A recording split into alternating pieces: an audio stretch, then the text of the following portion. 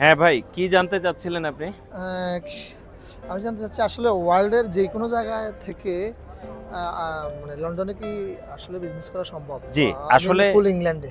জি, আসলে মানে এটা অনেকেই জানেন না যে উনি যদি লন্ডনে নাও থাকেন, ইংল্যান্ডে যদি নাও থাকেন, যে কেউ যে কোনো ন্যাশনালিটি চাইলে ইংল্যান্ডে একটা লিমিটেড কোম্পানির অংশীদার হতে পারেন, ডিরেক্টর হতে পারেন এবং উনি লন্ডনে না এসে, ইংল্যান্ডে না এসেও উনি হুম, যে কোনো বিজনেস অ্যাক্টিভিটিসে অংশগ্রহণ করতে পারেন। আচ্ছা সেক্ষেত্রে উনার একজন রিপ্রেজেন্টেটিভ থাকলে সুবিধা হয়। আচ্ছা আচ্ছা। আর রিপ্রেজেন্টেটিভ যদি না থাকে?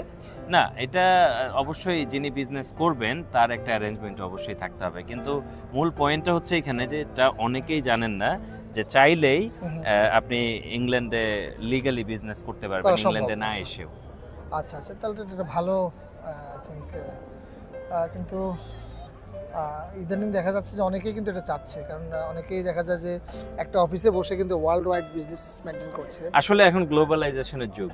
সো এটা বলাই বাহুল্য যে আপনি দুনিয়ার যে প্রান্তেই থাকেন না কেন, আপনি চাইলে দুনিয়ার অন্যান্য যে কোনো প্রান্তে আসলে পৌঁছে যেতে পারবেন। সম্ভব। আচ্ছা, যাক, এটা একটা ধারণা পেলাম। আসলে এটা একটা ভালো জিনিস আই থিঙ্ক, এবং যারা ইন্টারন্যাশনালি বিজনেস করতে যাচ্ছে ওনারা এটা ট্রাই করতে পারে আই থিঙ্ক।